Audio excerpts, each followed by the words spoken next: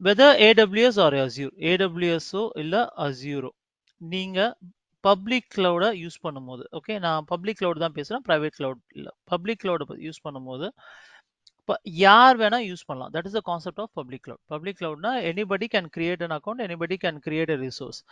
இப்போ let's say AWSல நம்ம வந்து யூஎஸ் ஈஸ்ட் ரீஜனை நான் செலக்ட் பண்ணியிருக்கேன் அப்படின்னா, இந்த ரீஜன்ல எவ்வளோ மில்லியன்ஸ் ஆஃப் யூசர்ஸ் வந்து அக்சஸ் பண்ணிட்டு இருப்பாங்க. ஓகே, அந்த யூஎஸ் ஈஸ்ட்ங்கிற அந்த ரீஜன்ல மட்டுமே, ஓகே, மில்லியன்ஸ் ஆஃப் யூசர்ஸ் வந்து அந்த ரீஜன்ல வந்து அக்சஸ் பண்ணிட்டு இருப்பாங்க. ஓகே, ஸோ அப்போ எல்லாருமே அந்த ரீஜனுக்குள்ள ரிசோர்ஸ் அக்சஸ் பண்ணும்போது எனக்கு என்ன செக்யூரிட்டி இருக்கு அப்படின்னா, அதுதான் விபிசி பிக்சர்ல வருது. விபிசிங்கிறது இந்த டோட்டலா கிளவுட்குள்ள you are creating your private space. ஒரு பிரைவேட் ஸ்பேஸ் உங்களுக்காக நீங்க கிரியேட் பண்ற அந்த பிரைவேட் ஸ்பேஸ் தான் வந்து விபிசி. இதை இன்னும் ரொம்ப கரெக்டா சொல்லணும்னா அட்ரஸ் ஸ்பேஸ் அப்படின்னு சொல்லலாம். Address space. இப்போ நம்ம என்ன பண்ண போறோம்? we are going to create a VPC. Automated process use பண்ணி தான் நம்ம கிரியேட் பண்ண போறோம். So create VBC. ஒரு விபிசி அப்ப என்ன கேக்குது? VBC only, VBC and more. இப்போ இதுதான் ஆட்டோமேட்டட் ப்ராசஸ். லான்ச் விசார்ட் இப்போ தனியா கிடையாது. இப்போ இதுதான் ஆட்டோமேட்டட் ப்ராசஸ். உங்க விபிசிக்கு ஒரு பேர், அந்த ப்ராஜெக்ட்டுக்கு ஒரு பேர் மாதிரி வச்சுக்கலாம். நான் வந்து லெட்ஸ் சே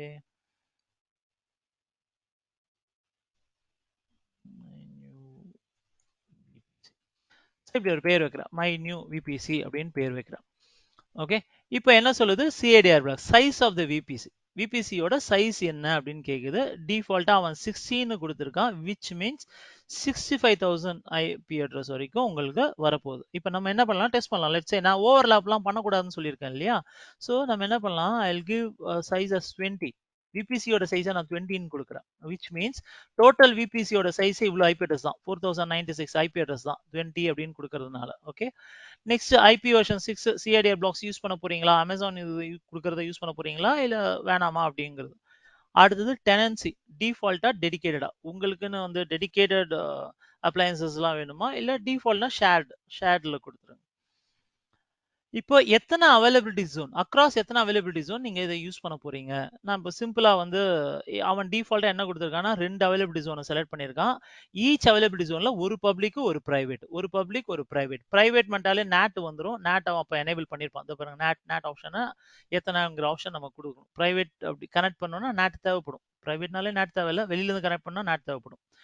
இப்போ நான் என்ன சொல்றேன், like I will go with one. நான் ஒரே ஒரு சிம்பிளா கிரியேட் பண்ணும், ஒரே ஒரு அவைலபிலிட்டி ஜோனுக்குள்ள இருந்தா போதும். ஓகே, அப்போ எத்தனை சப்நெட் வேணும்? நான் பப்ளிக் சப்நெட்டை கிரியேட் பண்றேன், பிரைவேட் சப்நெட்டை கிரியேட் பண்ணல. பப்ளிக் சப்நெட், ஒரு பப்ளிக் சப்நெட். அப்போ ஒரு அவைலபிலிட்டி ஜோனுக்குள்ள சப்நெட் கிரியேட் பண்றேன். அதோட அட்ரஸ் ஒரே ஒரு பப்ளிக் சப்நெட் இருந்தா போதுங்கிறேன். பிரைவேட் சப்நெட் வேணாம், 0 கொடுத்துறேன். அப்போ இங்க மாறிடுது பாருங்க. இந்த ஒரு விபிசி, ஒரு விபிசிக்குள்ள ஒரே சப்நெட்.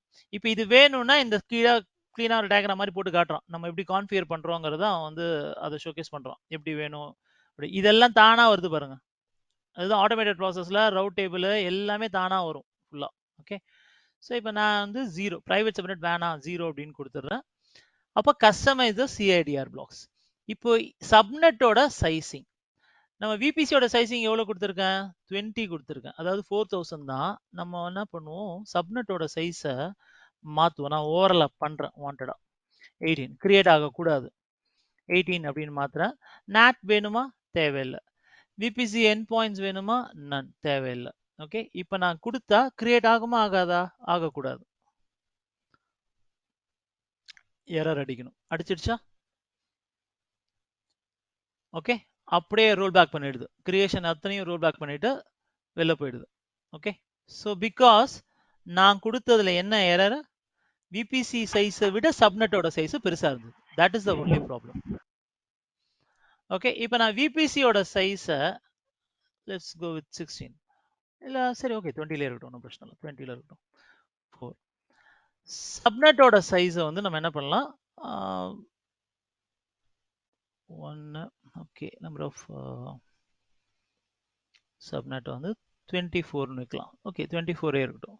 ஸோ அப்போ இங்க நான் என்ன பண்ணியிருக்கேன் அப்படின்னா, ஒரு அவைலபிலிட்டி ஜோன் தான். Okay, number of public, let's say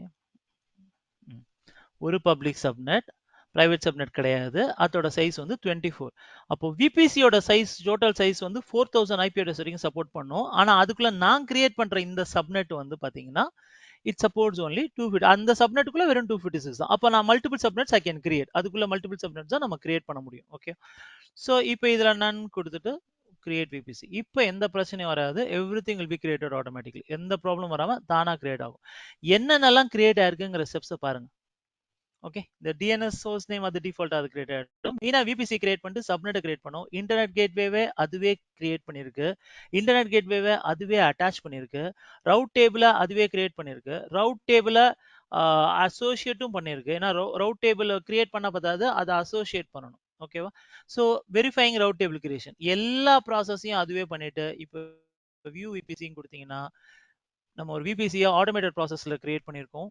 okay, my new VBC இதுதான் என்னோட இது. இப்போ சப்நெட் உள்ள போய் பாருங்க. முதல்ல எத்தனை சப்நெட்ஸ் இருந்தது? 6 இருந்தது. இப்போ பாத்தீங்கன்னா நமக்காக நம்ம கிரியேட் பண்ண 7வது சப்நெட், நம்ம கிரியேட் பண்ண விபிசியில் இருக்கிற அந்த ஒரு சப்நெட், அதுக்கு பேர் போட்டே வந்துருச்சு. அந்த ப்ராஜெக்ட் நேம் போட்டே வந்துருச்சு.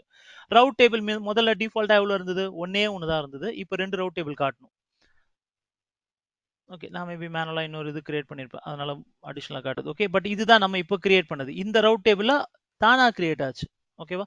இன்டர்நெட் கேட்வே இந்த நம்மள கிரியேட் பண்ணதுக்காக தனியா ஒரு இன்டர்நெட் கேட்வே தனியா கிரியேட் ஆயிருக்கு. அதை அட்டாச்சும் பண்ணிருக்கு. அந்த விபிசில அதுவே அட்டாச்சும் பண்ணிருக்கு. ஸோ இந்த முக்கியமான காம்பனன்ட்ஸ் எல்லாமே அதுவே கிரியேட் பண்ணிடுச்சு.